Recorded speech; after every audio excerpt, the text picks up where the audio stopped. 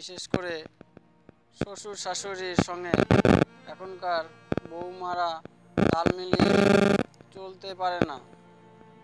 শাশুড়ি বৌমার সঙ্গে ছোট বড় অশান্তি লেগেই থাকে।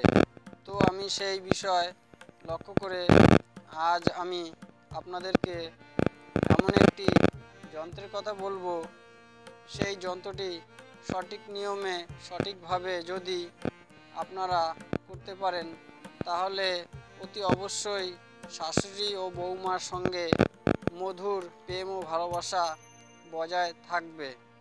তো বন্ধুরা, ভিডিওটি কেউ স্কিপ করবেন না, তাহলে পুরোপুরি বুঝতে পারবেন না। তাই সম্পূর্ণ ভিডিওটি দেখবেন এবং এই ভিডিওটির শেষে আমি যন্ত্রটি দিয়ে দেব। যন্ত্রটির বাঁদিকে নিজের নাম লিখবেন এবং যন্ত্রটির মিডিলের নিচে শাশুড়িকে বশ করতে হলে শাশুড়ির নাম লিখবেন এবং শ্বশুরকে বশ করতে হলে শ্বশুরের নাম লিখবেন। যন্ত্রটি দেখে দেখে করবেন, এতে অবশ্যই ফল পাবেন।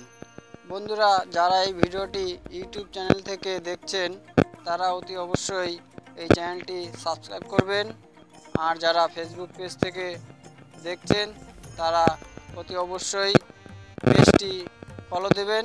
তাহলে এই ধরনের নিত্য নতুন ভিডিও আপনাদের কাছে পৌঁছে যাবে।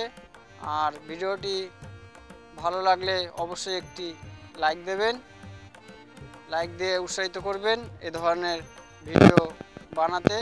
অবশ্যই কমেন্টে জানাবেন আপনারা কী ধরনের ভিডিও চান। চলুন সেই বিষয়ে আলোচনা করা যাক। বন্ধুরা, এই যন্ত্রটি লাল কালি বা কেস পেন দিয়ে লিখতে হবে।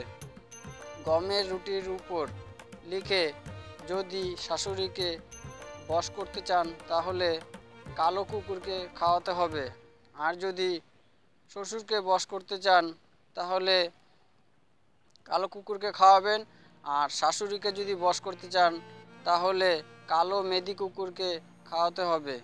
শনি ও মঙ্গলবার খাওয়াতে পারলে রেজাল্ট ভালো পাবেন। তো ধন্যবাদ।